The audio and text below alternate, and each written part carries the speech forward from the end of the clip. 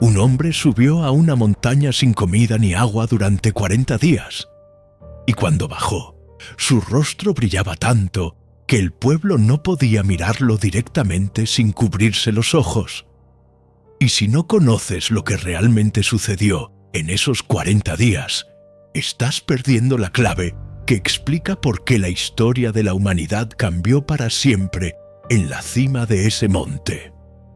En los próximos minutos vas a descubrir: 1. ¿Qué vio Moisés en el monte Sinaí que nunca se reveló públicamente? ¿Por qué su rostro comenzó a emitir luz física después del encuentro 3? ¿Cómo los textos apócrifos revelan que Moisés vio el futuro completo de Israel, incluyendo la llegada del Mesías y el fin del mundo? Moisés, 80 años, expríncipe de Egipto convertido en fugitivo pastor, llamado desde una zarza ardiente, liberó a 2 millones de esclavos y 3 meses después del Éxodo subió al monte Sinaí. La mayoría piensa que fue para recibir los 10 mandamientos, pero eso fue solo el comienzo, porque aquí está lo que la Biblia no cuenta claramente. Moisés no subió una vez por 40 días, subió 2 veces, y entre la primera y la segunda subida, algo se rompió tan catastróficamente en el campamento que 3.000 hombres murieron en un solo día. La primera vez bajó con las tablas de piedra escritas por el dedo de Dios. La segunda vez bajó con un rostro que brillaba como el sol. ¿Qué cambió entre una subida y la otra? ¿Qué vio la segunda vez que no vio la primera? Entonces un hombre pasó 80 días en total en la cima de una montaña sin comer ni beber. Su cuerpo debería haber colapsado, pero no solo sobrevivió, sino que se transformó. Pero esto abre una pregunta aún más oscura. ¿Con quién estaba hablando durante 40 días seguidos? ¿Qué tipo de conversación dura 960 horas ininterrumpidas? Y lo más perturbador, ¿por qué cuando bajó tenía que cubrir su rostro con un velo para no aterrorizar al pueblo? Si llegaste hasta aquí, ya sabes más que el 90% de las personas que leen Éxodo. Pero lo que viene ahora va a cambiar completamente tu forma de ver esta historia. Porque Moisés no solo recibió leyes, recibió una revelación del tiempo completo. Para entender esto, necesitamos ir al momento exacto en que todo comenzó. Al día preciso en que Moisés dejó el campamento y empezó a subir.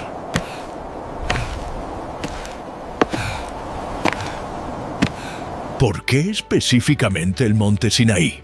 Dios pudo haberle dado la ley a Moisés en cualquier lugar, en el desierto plano, en una tienda, en el mismo campamento. ¿Por qué obligarlo a subir una montaña durante 6 semanas de su vida? La respuesta te va a sorprender.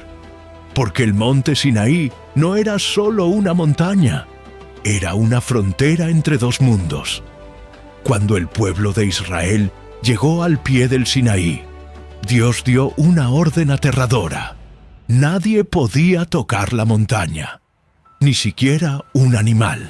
Si alguna persona o bestia tocaba siquiera la base del monte, debía ser apedreada o atravesada con flechas. Sin excepción, Éxodo 19, 12, 13 dice literalmente: cualquiera que toque el monte, de seguro morirá. ¿Pero por qué?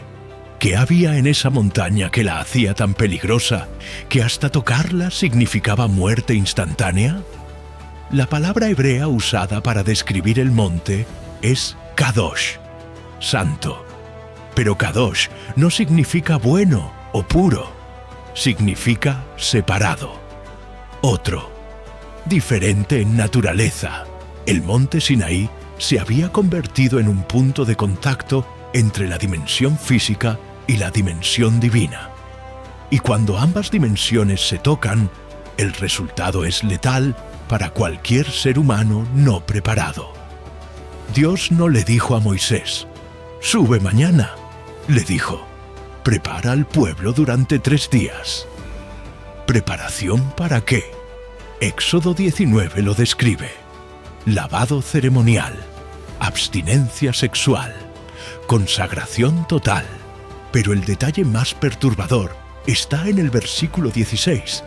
Al tercer día, cuando llegó la mañana, hubo truenos, relámpagos y una espesa nube sobre el monte. Se escuchó un sonido de trompeta muy fuerte, y todo el pueblo que estaba en el campamento tembló. Pero no era una trompeta humana. La palabra hebrea es shofar, cuerno de carnero. Pero el texto dice que el sonido se hacía cada vez más fuerte. Los shofares humanos pierden intensidad cuando se soplan. Este sonido crecía, como si algo en la montaña estuviera despertando. Y después dice algo aún más extraño. El monte Sinaí estaba todo humeante, porque Jehová había descendido sobre él en fuego. Su humo subía como el humo de un horno, y toda la montaña se estremecía grandemente. Espera, ¿la montaña temblaba? Aquí está lo que nadie te enseña en la escuela dominical. Cuando Dios descendió al monte Sinaí, no fue una manifestación espiritual invisible. Fue un evento físico observable. Fuego literal, humo denso, terremotos continuos, sonido ensordecedor. Y el texto dice que Jehová descendió. No se manifestó, no apareció espiritualmente. Descendió, como si algo tangible hubiera atravesado el espacio y tomado posición en la cima de esa montaña. Los rabinos antiguos tienen un término para esto: Shekinah, la gloria visible de Dios. Pero no es una metáfora poética. Los textos describen un fenómeno que alteraba la realidad física. Luz insoportable, peso que aplastaba, presencia que quemaba. Y en medio de ese fuego, ese terremoto, ese trueno constante, Moisés subió solo. Ahora entiendes por qué fue el monte Sinaí. No era una ubicación conveniente. Era el lugar donde Dios eligió manifestarse físicamente en la tierra. La montaña que mataba era la única barrera entre un pueblo pecador y una santidad que incineraba. Y Moisés era el único hombre autorizado a cruzar esa frontera. Pero eso nos lleva a la pregunta real: ¿cómo sobrevivió? Porque aquí está el problema. Moisés no subió por unas horas. No fue una reunión rápida. Fueron 40 días, sin comida, sin agua, en la presencia física de un fuego que derretía piedra. ¿Qué le sucedió a su cuerpo durante ese tiempo? Y cuando finalmente bajó, ¿por qué su rostro brillaba? Todo el mundo conoce los 40 días y 40 noches de Moisés en el monte, pero casi nadie pregunta: ¿por qué exactamente 40? ¿Por qué no 30? ¿Por qué no 50? Hay algo específico en ese número que lo hace aparecer una y otra vez en los momentos más críticos de la historia bíblica. Porque cuando descubres el patrón, todo cambia. El número 40 aparece en la Biblia exactamente en los momentos de transición entre una era y otra. 40 días de diluvio, el mundo antiguo muere, el mundo nuevo nace. 40 años de Israel en el desierto, la generación esclava muere, la generación libre entra a la tierra prometida. 40 días de Goliat desafiando a Israel, el reino de Saúl colapsa, el reino de David comienza. 40 días de Jesús en el desierto, su ministerio privado termina, su ministerio público comienza. 40 días de Jesús después de la resurrección, era del antiguo pacto termina, era de la iglesia comienza. ¿Ves el diseño? 40 no es un número arbitrario, es el tiempo de muerte de lo viejo y nacimiento de lo nuevo. Es el período de transformación radical. Y Moisés estuvo 40 días porque no iba a bajar siendo el mismo hombre que subió. Aquí está el problema que los escépticos usan para desacreditar la historia. Un ser humano no puede sobrevivir 40 días sin agua. El cuerpo humano entra en falla renal severa después de 3-4 días sin líquidos. Después de 7 días, la muerte es casi segura. Moisés supuestamente estuvo 40, pero espera, el texto bíblico es muy específico. Éxodo 34:28 dice: no comió pan ni bebió agua. No dice casi no comió o comió muy poco. Dice que no comió ni bebió durante 40 días completos. Entonces, solo hay 2 opciones. 1. La historia es falsa. 2. Algo mantuvo a Moisés vivo que no era comida ni agua terrenal. Y aquí está donde los textos apócrifos se ponen interesantes. Porque hay un libro que la Iglesia Católica mantuvo, pero que el protestantismo rechazó, que explica exactamente qué sostuvo a Moisés durante esos 40 días. El libro de Jubileos, capítulo 1, describe que cuando Moisés subió al monte, un ángel del Señor lo alimentó con maná de la gloria. No pan físico, maná celestial.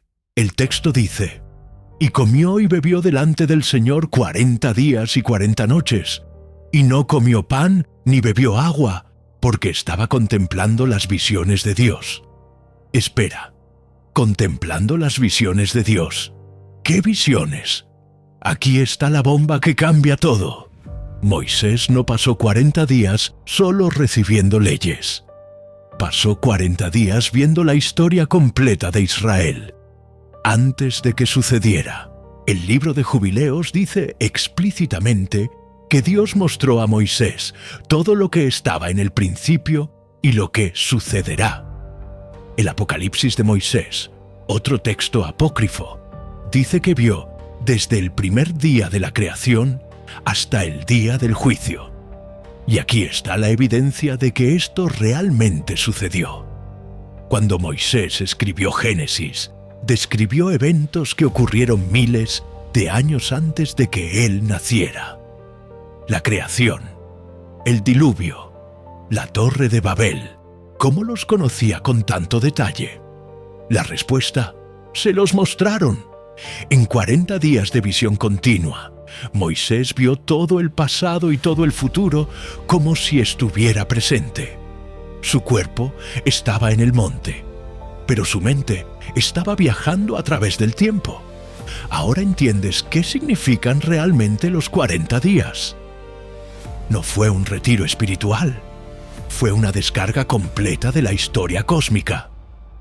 Moisés entró como un profeta, salió como un cronista del tiempo. El hombre que subió no sabía qué iba a pasar. El hombre que bajó lo sabía todo. Y eso explica por qué necesitó 40 días. Porque no puedes comprimir toda la historia humana en menos tiempo. Pero hay un problema. Porque Moisés bajó del monte la primera vez con las tablas de la ley y las destruyó. Algo salió tan mal en el campamento durante esos 40 días que Moisés rompió las tablas escritas por Dios mismo y tuvo que subir de nuevo. ¿Qué pasó mientras él estaba arriba? ¿Y qué fue diferente en la segunda subida? ¿Qué tan malo puede volverse un pueblo en 40 días? Israel había visto plagas devastar a Egipto. Había cruzado el Mar Rojo en tierra seca. Había sido alimentado con maná del cielo cada mañana. Hace solo 3 meses eran esclavos. Ahora eran testigos de milagros diarios. ¿Cómo, en solo 40 días sin Moisés, terminaron adorando a un becerro de oro y desatando una orgía pagana al pie de la montaña santa? La respuesta: no fue espontáneo, fue planificado. Todo el mundo culpa al pueblo, pero el pueblo no hizo el becerro. Un hombre específico lo diseñó, lo fundió y lo presentó: Aarón, el hermano de Moisés. Éxodo 32:1 dice: Cuando el pueblo vio que Moisés tardaba en descender del monte, se juntó alrededor de Aarón y le dijeron: «Levántate, haznos dioses que vayan delante de nosotros». Espera, ¿dioses? Plural. No pidieron un ídolo, pidieron un panteón, como el que tenían en Egipto. Porque aquí está el secreto. 400 años de esclavitud en Egipto no solo los oprimió físicamente, los infectó espiritualmente. Los israelitas habían visto a Egipto adorar a Apis, el toro sagrado, a Ra, el dios sol, a Hathor, la diosa vaca. Durante 4 siglos, esos símbolos estuvieron grabados en su mente colectiva. Y en cuanto Moisés desapareció por más de un mes, la adicción espiritual resurgió. Pero aquí está lo más oscuro. Aarón no se resistió, ni siquiera dudó. Inmediatamente les dijo: «Quítense los aretes de oro de sus esposas, hijos e hijas, y tráiganmelos». Y con ese oro fundió un becerro. ¿Por qué el hermano de Moisés, el mismo hombre que Dios había designado como sumo sacerdote, cedió tan rápido? Aquí está la clave psicológica que nadie enseña. El pueblo no rechazó a Jehová. Tenían miedo de él. Piénsalo. Durante 40 días, el monte Sinaí había estado envuelto en fuego, truenos, terremotos. Cada día miraban hacia arriba y veían una montaña ardiendo que nunca se consumía. Cada noche escuchaban sonidos que no eran de este mundo. Y Moisés, su único mediador, llevaba más de un mes desaparecido. En su desesperación, comenzaron a creer que Moisés había muerto, que el fuego lo había consumido. Y sin Moisés, estaban solos con un Dios demasiado aterrador para enfrentar. Por eso pidieron dioses que vayan delante de nosotros. No querían reemplazar a Jehová. Querían algo que pudieran ver, tocar, controlar. Un Dios de oro no habla, no juzga, no exige santidad. Solo está ahí, brillante, hermoso y silencioso. Y Aarón, también aterrorizado, también dudando, también humano, les dio lo que querían. Cuando Moisés finalmente bajó, con las tablas de la ley en sus manos, vio al pueblo danzando desnudo alrededor del becerro. El texto dice que se habían desenfrenado. La palabra hebrea es para, que significa descontrolado, salvaje, en anarquía total. No era una fiesta religiosa ordenada, era un caos sexual y espiritual. El mismo tipo de rituales que los cananeos hacían en honor a Baal. Israel había regresado a Egipto espiritualmente. Moisés destruyó las tablas, quemó el becerro, lo molió en polvo, lo mezcló con agua y obligó al pueblo a beberlo. Pero el juicio no terminó ahí. Llamó a los levitas, la tribu que no había adorado al becerro, y les dio una orden que hiela la sangre.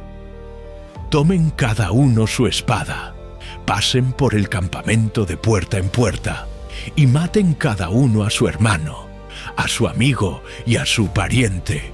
Éxodo 32:28 dice: «Y cayeron del pueblo aquel día como 3,000 hombres». 3,000 en un solo día, ejecutados por sus propios hermanos, por adorar a un becerro durante 40 días. Ahora entiendes por qué Moisés rompió las tablas. No fue un arranque de ira irracional, fue un acto profético. Esas tablas representaban el pacto entre Dios e Israel. Y en 40 días, Israel había roto ese pacto antes de conocerlo. Las tablas rotas eran un símbolo literal de la relación rota. Pero aquí está lo hermoso y lo terrible. Dios le dio una segunda oportunidad. Le dijo a Moisés: «Talla otras 2 tablas como las primeras y sube de nuevo». Y aquí es donde la historia se pone aún más profunda. Porque cuando Moisés subió la segunda vez, algo cambió. La primera vez, Dios escribió las tablas con su propio dedo. La segunda vez, Moisés tuvo que tallarlas él mismo. La primera vez, bajó con la ley. La segunda vez, bajó con la ley. Y un rostro que brillaba como el sol. ¿Qué pasó en esa segunda subida que transformó físicamente a Moisés? Los textos apócrifos tienen la respuesta. Y es inquietante. Si la primera subida fue para recibir la ley, ¿para qué fue la segunda? Porque aquí está el detalle que casi nadie nota. La segunda vez que Moisés subió, Dios no solo le dio tablas de piedra, le dio algo mucho más grande. Le mostró su gloria. Y cuando Moisés vio la gloria de Dios, su rostro cambió permanentemente. ¿Qué vio exactamente que lo transformó a nivel celular? Antes de subir la segunda vez, Moisés le hizo a Dios una petición audaz. Éxodo 33:18 registra: «Te ruego que me muestres tu gloria». Piensa en la locura de esa petición. Este es el mismo Moisés que acababa de ver a 3000 hombres morir por adorar mal. El mismo que había visto el monte Sinaí envuelto en fuego consumidor. Y ahora le está pidiendo a Dios: «Muéstrame todo de ti». Y Dios respondió con algo aterrador: «No podrás ver mi rostro, porque no me verá hombre y vivirá». Espera, ver el rostro de Dios mata. Entonces Dios hace algo extraño. Dice: «He aquí un lugar junto a mí, y tú estarás sobre la peña. Cuando pase mi gloria, yo te pondré en una hendidura de la peña, y te cubriré con mi mano hasta que haya pasado. Después apartaré mi mano, y verás mis espaldas, pero no se verá mi rostro». Dios literalmente tuvo que esconder a Moisés en una grieta de roca y cubrirlo con su mano, para que la exposición a su gloria no lo incinerara. Y aún así, Moisés solo pudo ver la espalda de Dios, lo que quedaba después de que su presencia pasara. Y eso fue suficiente para cambiar su rostro para siempre. Cuando Moisés bajó del monte la segunda vez, Éxodo 34:29-30 describe algo que suena a ciencia ficción. Cuando descendió Moisés del monte Sinaí, con las 2 tablas del testimonio en su mano, no sabía que la piel de su rostro resplandecía. Después que hubo hablado con Dios, Aarón y todos los hijos de Israel miraron a Moisés, y he aquí la piel de su rostro era resplandeciente, y tuvieron miedo de acercarse a él. La palabra hebrea traducida como resplandecía es karán, que significa literalmente emitir rayos, radiar luz. No era un brillo metafórico, era emisión lumínica física. El rostro de Moisés literalmente generaba luz. Y aquí está el detalle más extraño. Moisés no lo sabía.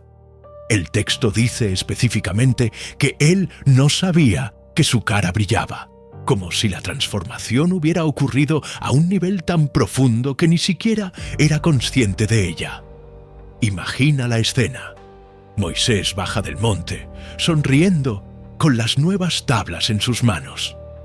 Se acerca al campamento, y la gente comienza a gritar y retroceder, aterrorizada. Aarón lo mira con horror.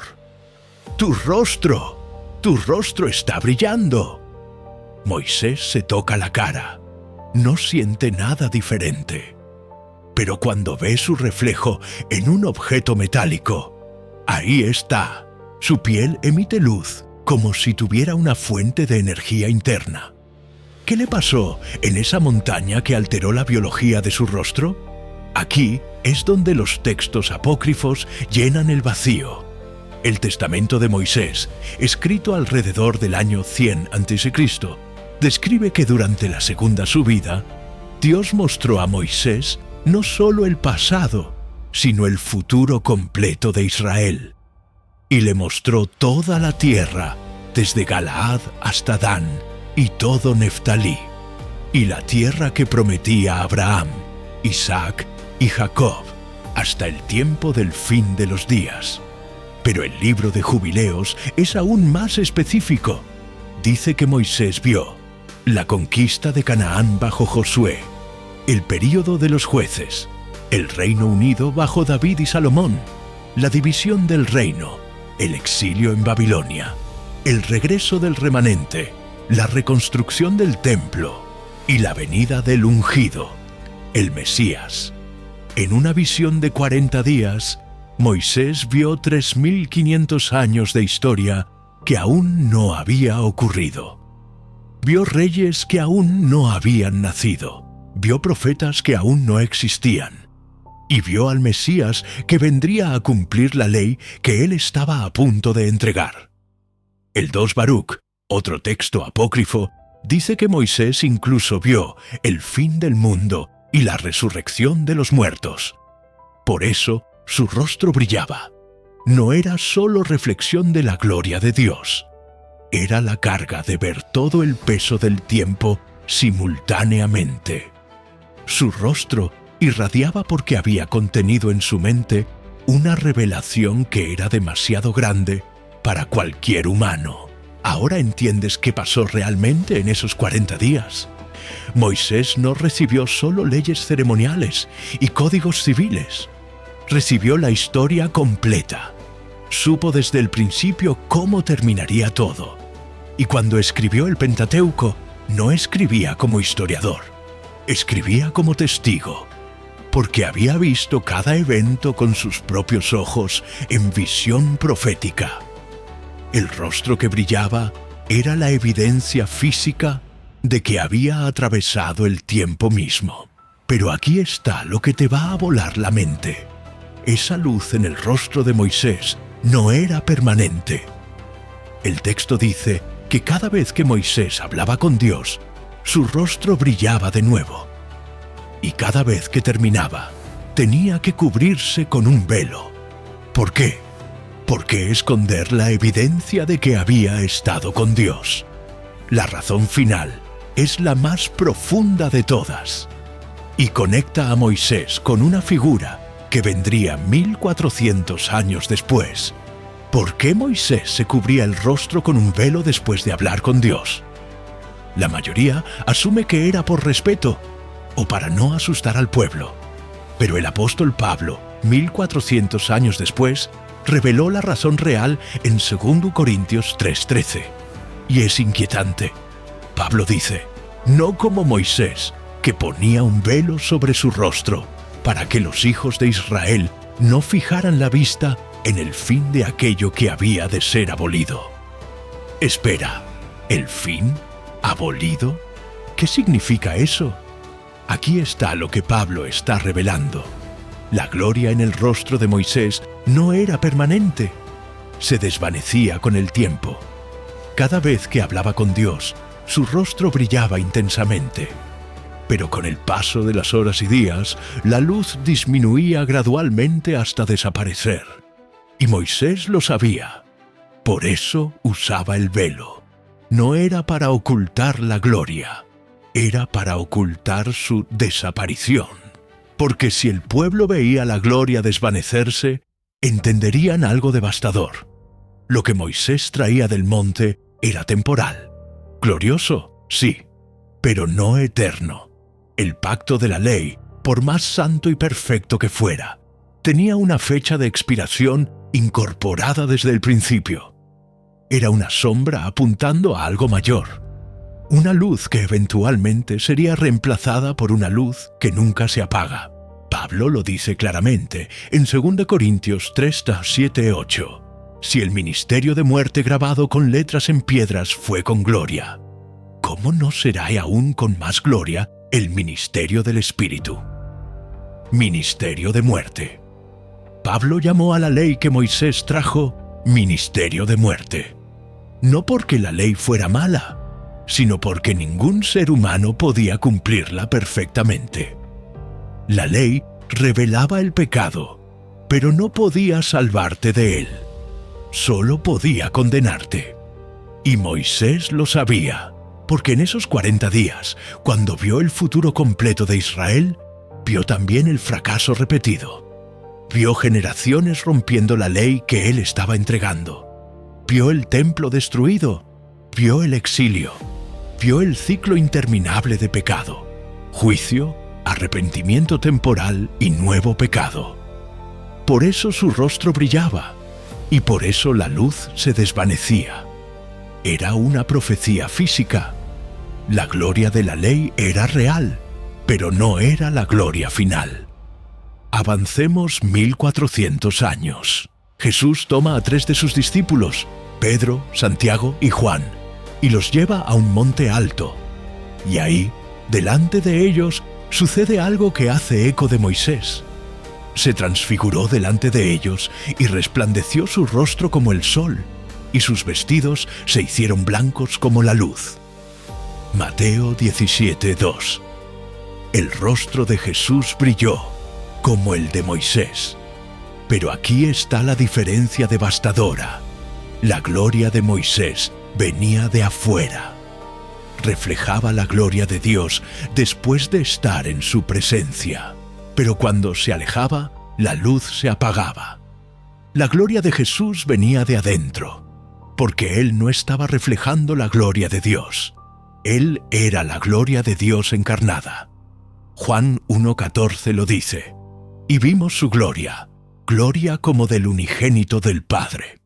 Y aquí está el detalle que cierra el círculo. ¿Quién apareció con Jesús en ese monte? Moisés y Elías, los 2 únicos hombres del Antiguo Testamento que tuvieron encuentros sobrenaturales en montes. Moisés en Sinaí, Elías en Horeb. Estaban hablando, dice Lucas 9:31, sobre su partida, que iba a cumplir en Jerusalén. Estaban discutiendo la muerte de Jesús, el sacrificio final que cumpliría todo lo que la ley de Moisés apuntaba. Moisés, en ese monte de transfiguración, finalmente vio en persona al Mesías que le habían mostrado 1400 años antes en el Sinaí. Y aquí está donde todo converge. Cuando Jesús murió en la cruz, Mateo 27:51 registra algo aterrador. Y he aquí, el velo del templo se rasgó en 2, de arriba a abajo. ¿El velo? ¿Qué velo? El velo que separaba el lugar santo del lugar santísimo en el templo. El velo que impedía que cualquier persona entrara a la presencia de Dios. Solo el sumo sacerdote podía pasar ese velo una vez al año con sangre de sacrificio. Ese velo representaba la separación entre Dios y la humanidad causada por el pecado. Era la versión física de la barrera invisible que existía desde la caída de Adán. Pero cuando Jesús murió, el velo se rasgó, no de abajo hacia arriba, como si manos humanas lo hubieran desgarrado, de arriba hacia abajo, como si manos divinas hubieran dicho: ya no hay más separación, el camino está abierto. Y Pablo conecta esto directamente con el velo de Moisés en 2 Corintios 3:14-16. Hasta el día de hoy, cuando leen el Antiguo Pacto, les queda el mismo velo puesto, pues solo en Cristo es quitado. Pero cuando se conviertan al Señor, el velo será quitado. El velo de Moisés que ocultaba la gloria que se desvanecía se convirtió en símbolo de la ceguera espiritual. Pero en Cristo, ese velo es removido. Y 2 Corintios 3:18 dice algo extraordinario. Nosotros todos, mirando a cara descubierta como en un espejo la gloria del Señor, somos transformados de gloria en gloria en la misma imagen. ¿Ves lo que está diciendo? Lo que Moisés experimentó temporalmente, transformación por exposición a la gloria de Dios, ahora está disponible permanentemente para cualquiera en Cristo. Moisés brillaba por 40 días. Nosotros brillamos para siempre. Ahora lo ves completo. Los 40 días de Moisés en el monte no fueron solo para recibir leyes. Fueron para establecer el patrón profético que Jesús cumpliría. Moisés ayunó 40 días. Jesús ayunó 40 días. Moisés subió al monte. Jesús subió al monte. El rostro de Moisés brilló. El rostro de Jesús brilló. Moisés me dio un pacto. Jesús me dio un nuevo pacto. La gloria de Moisés se desvaneció. La gloria de Jesús es eterna. Moisés vio el futuro en esos 40 días, y lo que vio era esto, que un día vendría alguien que no solo entregaría la ley, sino que la cumpliría, que no solo reflejaría la gloria de Dios, sino que la encarnaría, que no necesitaría un velo, porque su gloria nunca se desvanecería. Los 40 días de Moisés fueron el ensayo. La vida de Jesús fue la obra completa. Entonces, déjame mostrarte el cuadro completo. Un hombre subió a una montaña que mataba a cualquiera que la tocara. Pasó 40 días sin comer ni beber, sostenido por algo que no era de este mundo. Vio la historia completa de la humanidad, desde la creación hasta el fin. Bajó con un rostro que emitía luz física. Tuvo que cubrirlo con un velo porque la gloria se desvanecía, profetizando que lo que traía era temporal. Y 1400 años después, en otro monte, apareció con el Mesías que había visto en visión, testificando que el tiempo había llegado, que el sacrificio final estaba a punto de suceder, que el velo finalmente sería removido. ¿Ves el diseño? Los 40 días de Moisés fueron una ventana al plan completo de redención. Y aquí está lo que nadie te dice, lo que Moisés experimentó en 40 días de aislamiento total con Dios.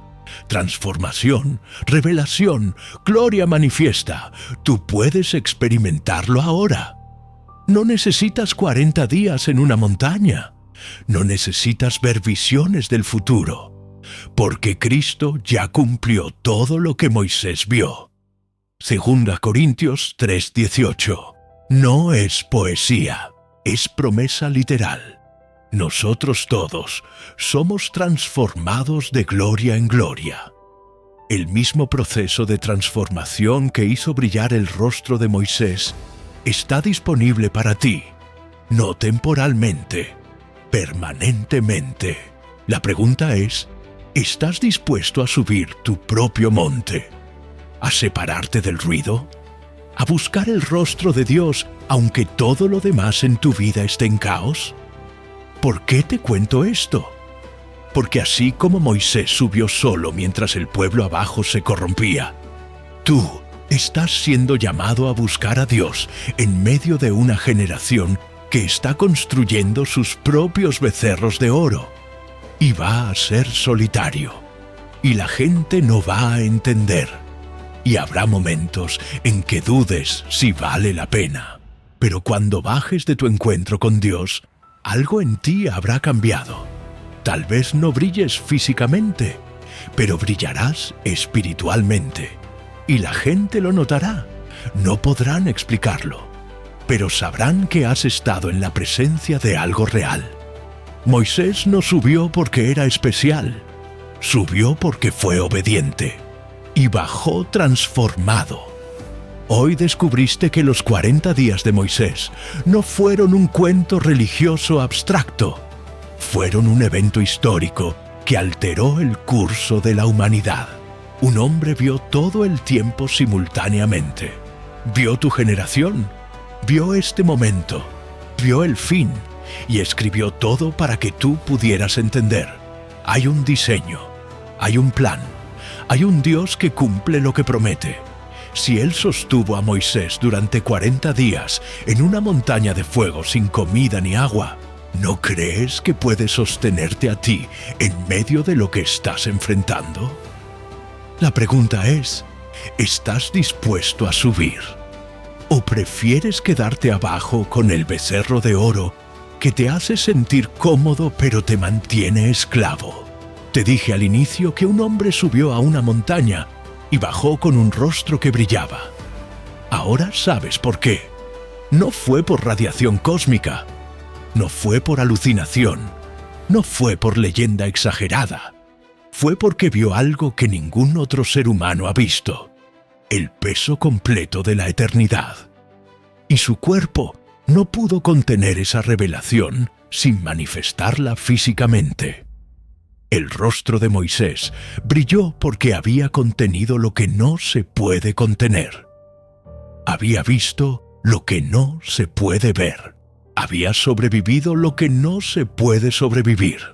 Y lo hizo para que tú pudieras saber: Dios se revela a los que lo buscan, no con promesas vacías, con transformación real.